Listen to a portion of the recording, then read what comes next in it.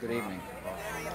Today, our fellow citizens, our way of life, our very freedom came under attack in a series of deliberate and deadly terrorist acts. The victims were in airplanes or in their offices. Secretaries, businessmen and women, military and federal workers, moms and dads, friends and neighbors.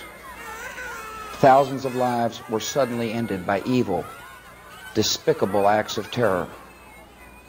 The pictures of airplanes flying into buildings, fires burning, huge structures collapsing, have filled us with disbelief, terrible sadness, and a quiet, unyielding anger. These acts of mass murder were intended to frighten our nation into chaos and retreat. But they have failed. Our country is strong. A great people has been moved to defend a great nation. Terrorist attacks can shake the foundations of our biggest buildings, but they cannot touch the foundation of America. These acts shattered steel, but they cannot dent the steel of American resolve. America was targeted for attack because we're the brightest beacon for freedom and opportunity in the world. And no one will keep that light from shining. Today our nation saw evil, the very worst of human nature. And we responded with the best of America. With the daring of our rescue workers, with the caring for strangers and neighbors who came to give blood and help in any way they could. Immediately following the first attack, I implemented our government's emergency response plans. Our military is powerful, and it's prepared. Our emergency teams are working in New York City and Washington, D.C.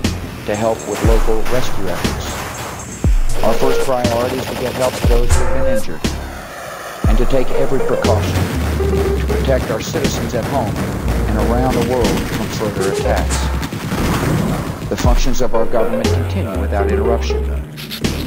Federal agencies in Washington, which had to be evacuated today, are reopening for essential personnel tonight and will be open for business tomorrow. Our financial institutions remain strong, and the American economy will be open for business as well. The search is underway for those who are behind these evil acts. I've directed the full resources of our intelligence and law enforcement communities to find those responsible and to bring them to justice. We will make no distinction between the terrorists who committed these acts and those who harbored them. I appreciate so very much the members of Congress who have joined me in strongly condemning these attacks. And on behalf of the American people, I thank the many world leaders who have called to offer their condolences and assistance. America and our friends and allies join with all those who want peace and security in the world. And we stand together to win the war against terrorism. Tonight I ask for your prayers for all those who grieve, for the children whose worlds have been shattered, for all whose sense of safety and security has been threatened. And I pray they will be comforted by a power greater than any of us, spoken through the ages in Psalm 23. Even though I walk through the valley of the shadow of death, I fear no evil, for you are with me. This is a day when all Americans from every walk of life unite in our resolve for justice and peace. America has stood down enemies before, and we will do so this time. None of us will ever forget this day, yet we go forward to defend freedom and all that is good and just in our world. Thank you. Good night, and God bless America.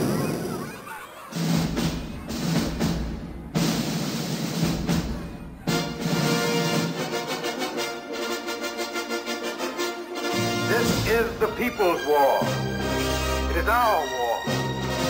We are the fighters. Fight it then. Fight it with all that is in us. And may God defend the right. September the 11th.